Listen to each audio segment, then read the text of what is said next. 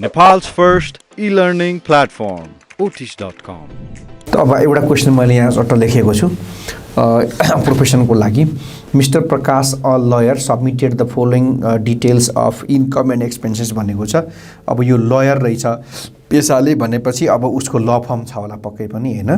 त्यो लयरको ल फर्म भनेको फेरि पनि एकपटक कुरा जोडौँ, लयर भनेको चाहिँ उसको चाहिँ पेसा हो अनि ल फर्म भनेको चाहिँ उसको चाहिँ बिजनेस हो। अब त्यो ल फर्मबाट उसले अपरेट गरेको त्यो भनेको जेनेरेट गरेको इन्कमहरू जोड्ने, त्यो ल फर्ममा भएका खर्चहरू सबै चाहिँ घटाउने अनि त्यस पछाडि त्यहाँबाट आएको इन्कमबाट चाहिँ अनि अब प्रोसेस वाइज हामीले फेरि स्टेप नम्बर 2, 3 गरिकन ट्याक्स निकाल्ने हो। अब के इन्कम रहेछ त यसको सरसर्ती भर्दाखेरि जस्तो कन्सल्टेसन फीबाट आएको छ 3,40,000 यो नेट हो। नेट भनेपछि यहाँबाट केही टिडीएस कटेको छ, त्यो टिडीएस कटेकोले गर्दा यो नेटलाई तिमीले अहिले राख्ने बेलामा ग्रस बनाउनु पर्छ। त्यस्तै गरिकन तिम्रो एडभाइजरी फी छ, लिगलको फी छ अनि ब्याड डेट रिकभर्ड 80,000 छ, तर पनि त्यसमा 20% चाहिँ नट एलाउड भनेको छ। नट एलाउड राख्न पाइँदैन, त्यसैले अब 20 नट एलाउड हो भने हामीले चाहिँ 80% राख्नु पर्यो। मेरो 8 हो यो।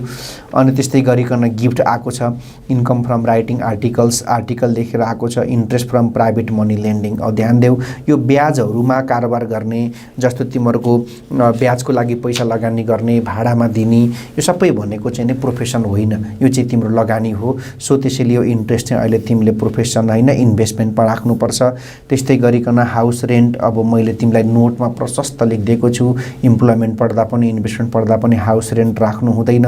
र माइन्डेड जुन इन्कम एक ठाउँ तिमीले राख्न पाउँदैनौ त्यो कुनै पनि च्याप्टरमा कहीँ पनि राख्न पाइँदैन। लोटरी पनि राख्नु हुँदैन, भिजिटिङ फी राख्नु पर्यो, सन्ड्री इन्कम छ 30,000 रुपियाँ। अनि त्यस्तै गरी डिभिडेन्ड रिसिभ छ, रेसिडेन्ट कम्पनीको डिभिडेन्ड राख्न पाइँदैन। रोयल्टी आएको रहेछ पब्लिसरबाट, sales of old news paper छ, कम्पेन्सेसन छ, यस्तै यस्तै इन्कमहरू दिएको छ। यहाँ अर्को पेजमा तलपट्टि खर्चहरू दिएको छ। तिम्रो काम भनेको इन्कमलाई जोड्ने हो, खर्चलाई घटाउने हो। अब हामी अब सोलुसन सुरु गर्छौँ। यहाँ तल हेर 3टा रिक्वायर्ड सोधेको छ। एउटा रिक्वायर्ड नम्बर 1 मा छ एसेसेबल इन्कम फ्रम प्रोफेसन, दोस्रो ट्याक्सेबल इन्कम, तेस्रो के निकाल्नु पर्ने छ ट्याक्स लायबिलिटी। समग्रमा यो सबै इन्कमहरू हामीले थपेर यहाँ निकाल्नु पर्यो है। ओके, अब म सुरु गर्छु। Format number 1 accessible income from profession. यसमा के गरिन्छ, प्रोफेसनबाट आएको इन्कम जोडिन्छ, प्रोफेसनमा भएका खर्चहरू घटाइन्छ अनि त्यस पछाडि इन्कम क्याल्कुलेट गरिन्छ। Solution number 1 calculation of net assessable income from profession of Mr. Prakash। यो मान्छे को हुन् त भन्दा LAWYER लयर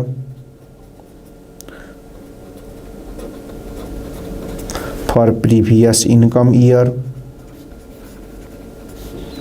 अनि इन्कम इयर चाहिँ 77 78।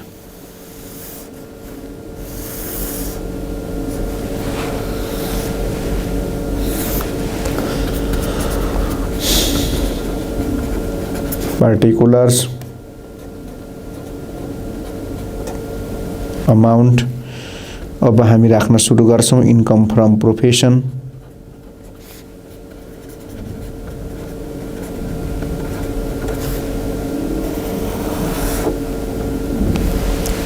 ल के छन् त इन्कमहरू खर्र राख्दै जाउँ है त। अब ल पहिलो इन्कम, अब तिमीहरूले एकचोटि यसो गर न ल, तिमीहरूलाई पनि सजिलो मलाई पनि सजिलो। तिमीहरूले के गर भन्दाखेरि यो क्वेसन्सको चाहिँ यो इन्कमको डिटेल्स हो, यो यसको एउटा स्क्रिन लिन मिल्छ भने बरु त्यो लेऊ है तिमीहरूले हैन।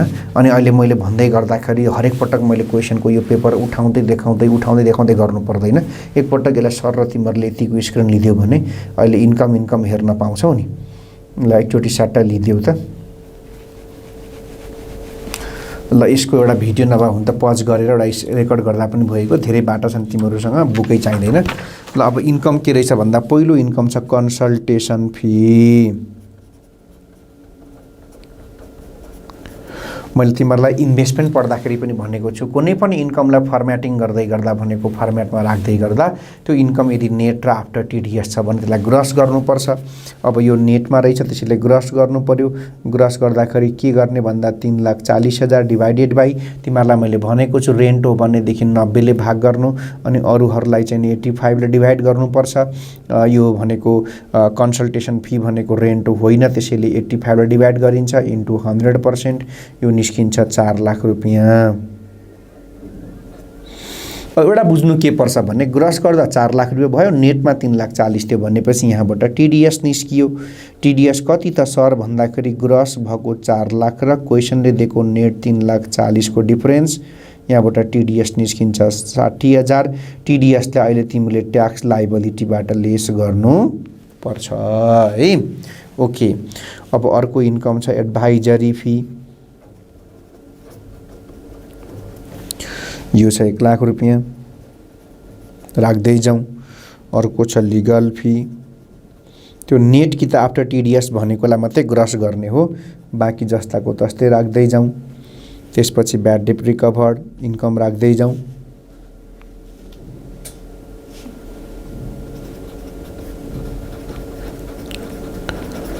अब ब्याड डेट रिकभर्ड भनेर दिएको चाहिँ जम्मा 80,000 छ, त्यसमा 20% चाहिँ नट अलाउड रे, त 20% नट अलाउड भनेकोले 80% मात्रै राखेको, 80 को 80 भनेको 64,000।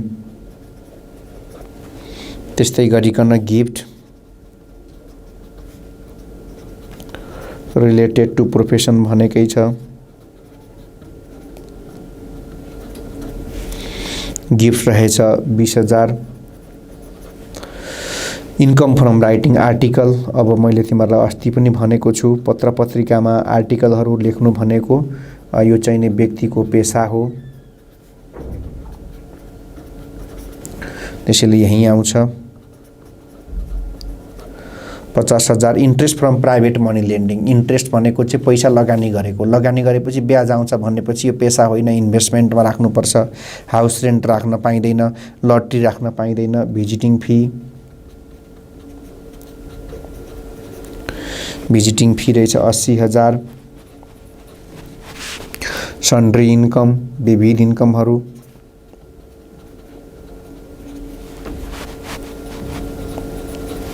$30,000। त्यस पछाडि डिभिडेन्ड राख्न पाइँदैन। रोयल्टी फ्रम पब्लिसर, पब्लिसर भनेको बुक छाप्ने मान्छे, अनि बुक भनेपछि बुक लेख्नु भनेको पनि व्यक्तिको पेसा हो। रोयल्टी फ्रम पब्लिसर 2 लाख रुपैयाँ। अनि sales of old news paper, अब प्रोफेसनमा युज भएका पुराना चाहिँ थोत्रा चाहिने पत्र पत्रिकाहरू बेचेर आएको इन्कम। अनि त्यसपछि सेल्स अफ के अरे old news paper, sales of old न्युज पेपरमा तिम्रो 10,000 भयो है, 10,000। अनि त्यस पछाडि अब अर्को भनेको तिमीहरूको कम्पेन्सेसन पनि रहेछ। कम्पेन्सेसन भनेको पनि इन्कम हो, केही क्षतिपूर्ति चाहिँ प्राप्त हुने लस भएपछि कम्पेन्सेसन अगेन्स्ट लस, यो रहेछ तिमीहरूको 30,000। ल इन्कम यति हो है। कन्सल्टेसन फी चाहिँ नेटमा भएकोले गर्दाखेरि यो ग्रस बनाएको। Advisory fee, legal fee, bad date recovered 80,000 मा 20 नट अलाउड भनेकोले 80 राखेको। गिफ्ट भनेको प्रोफेसनकै थियो त्यसैले राखेको। आर्टिकल लेख्ने, visiting fee, sundry, royalty, old news paper, compensation सबै इन्कमलाई अब हामी जोडौँ त कति हुँदो रहेछ ग्रस इन्कम।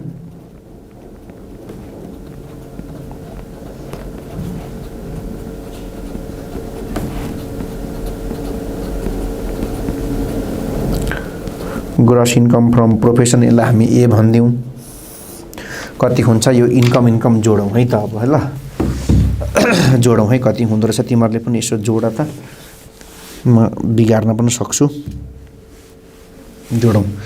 सुरुको 4 लाख प्लस 1 लाख प्लस अनि कति छ 60,000